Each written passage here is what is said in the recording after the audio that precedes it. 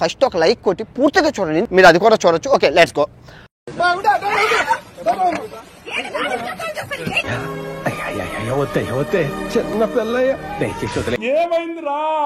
మాజీ మంత్రి విడుదల రజనిపై పోలీసులు దౌర్జన్యానికి పల్నాడు జిల్లా మానుకొండవారిపాలెంలో ఓ కుటుంబాన్ని పరామర్శించడానికి వెళ్లిన రజనిని పోలీసులు అడ్డు. రజని అనుచరుడు శ్రీకాంత్ ని అరెస్ట్ చేయడానికి వెళ్లారు పోలీసులు. రూరల్ సిఐ సుబ్బరాయుడు అరెస్ట్ చేశారు.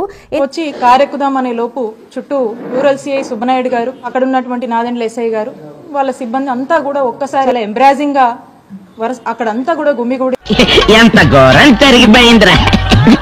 ఈ నేపథ్యంలో పోలీసులను విడుదల రజని ఆమె అనుచరులు అడ్డుకోవడంతో గందరగోళం చోటు చేసుకుంది. చాలా హడావిడి చేస్తా ఉన్నారు. నేను కారెక్కుదామని వచ్చినటువంటి కొంచెం అంగే పారు కన్నా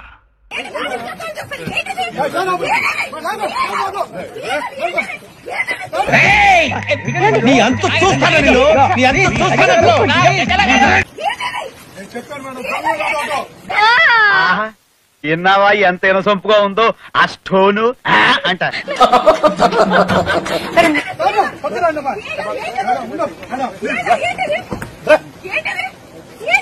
ఏ కేసులు అరెస్ట్ చేస్తున్నారో చెప్పాలని పోలీసులను ప్రశ్నించారు రజని. మాకొచ్చిన సమాచారం ప్రకారం ఎమ్మెల్యే చాణక్య గారు చాలా సీరియస్ గా ఉన్నారు.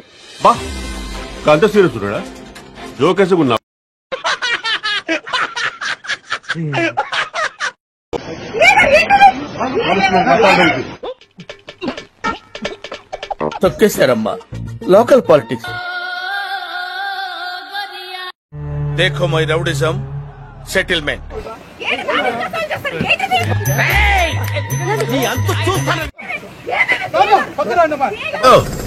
ఎందుకలా అరుస్తున్నావు? ఊరుకొక్క కలిసింది. ఇళ్లపాడు మండలానికి ఇంకో కార్యక్రమం ఉంటే వెళ్లేటువంటి దిశగా మేము వెళ్తా ఉన్నాం.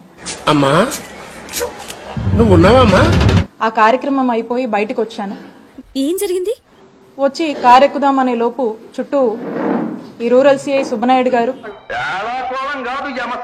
అక్కడ ఉన్నటువంటి నాదెండ్ల ఎస్ఐ గారు, వాళ్ళ సిబ్బంది అంతా కూడా ఒక్కసారి చాలా ఎంబ్రాజింగ్ గా అక్కడంతా కూడా గుమిగూడి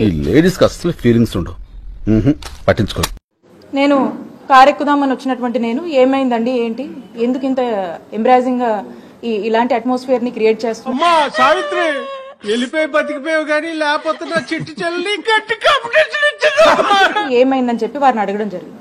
మస్తు షేడ్స్ ఉన్నారా నీలా? అబ్బో కమలాసన్.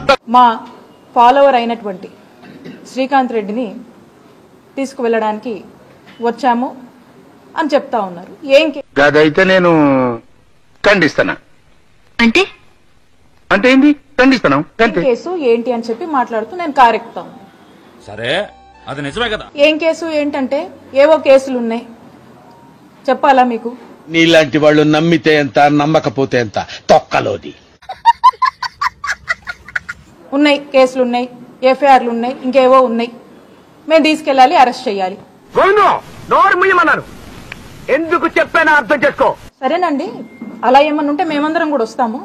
చూసారా సార్ డబుల్ యాక్షన్? మా నాయకులందరూ కూడా ఉండి మేమందరం కూడా వస్తాము.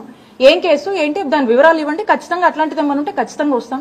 నేను ఒక్కడిని, మీరు 20 మంది ఉన్నారు, ఇంకో 20 మందిని తెచ్చుకో, 20,000 తెచ్చుకో, లెక్క ఎక్కువైనా పర్వాలేదు, తక్కువ కాకుండా సుబ్బనాయుడు గారు తను ఒక సిఐ అనేది కూడా పక్కన పెట్టి సుఖంగా బతకనివ్వండిరా.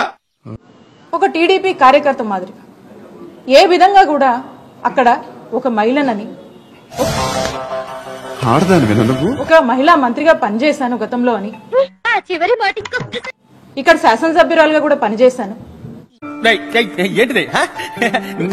నేనున్నాను రా, ఏంటిది చిన్నపిల్లల ఏడుస్తా? అటువంటి విషయాన్ని పూర్తిగా కూడా పక్కన పెట్టి నన్నే థ్రెటనింగ్ చేస్తూ